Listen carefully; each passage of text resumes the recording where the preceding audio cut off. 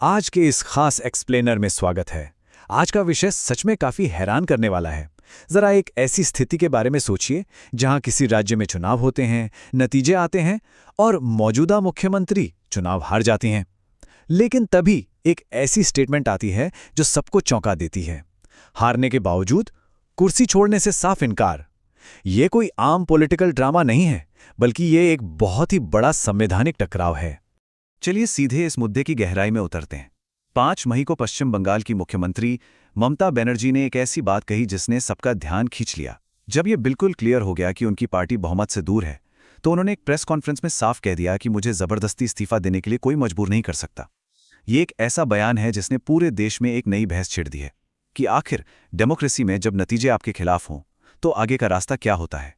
इस पूरी सिचुएशन को अच्छे से समझने के लिए हम इस एक्सप्लेनर को 5 हिस्सों में बांटेंगे। पहला, ये अभूतपूर्व राजनीतिक संकट आखिर है क्या। दूसरा, क्या आरोप और दावे किए जा रहे हैं। तीसरा, हमारा संविधान इस पर क्या कहता है। चौथा, कुर्सी ना छोड़ने का इतिहास। और पांचवा, आगे क्या होगा। हम किसी पॉलिटिकल बयानबाजी में पड़े बिना बिल्कुल न्यूट्रल तरीके से इस पूरे घटनाक्रम को समझेंगे। तो शुरुआत करते हैं पहले हिस्से से, एक अभूतपूर्व राजनीतिक संकट। किसी भी पॉलिटिकल दावे को समझने से पहले जमीन की सच्चाई और वोटिंग के ठोस आंकड़ों को समझना बहुत जरूरी है। अब पश्चिम बंगाल असेंबली में सरकार बनाने के लिए जो मैजिक नंबर चाहिए वो है 148। यानी किसी भी पार्टी को पावर में आने के लिए कम से कम 148 विधायकों का सपोर्ट जरूरी है।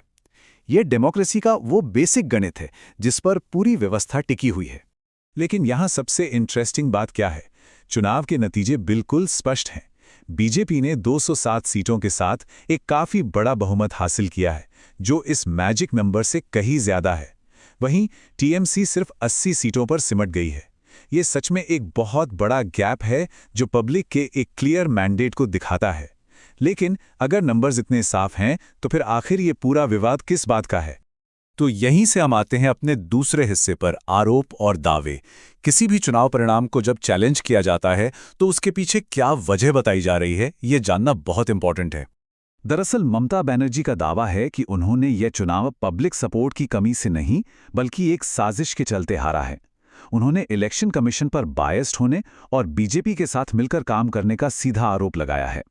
उनका कहना है कि 100 से ज्यादा सीटें लूटी गई हैं। साथ ही शुरुआती रुझानों के दौरान फॉर्म 17C के डेटा में हेराफेरी करने की बात भी कही गई है। और सबसे बड़ा आरोप ये है कि काउंटिंग सेंटर के अंदर उनके साथ फिजिकल बदसलूकी की गई, उन्हें धक्का मारा गया और परेशान किया गया। इन सब आरोपों के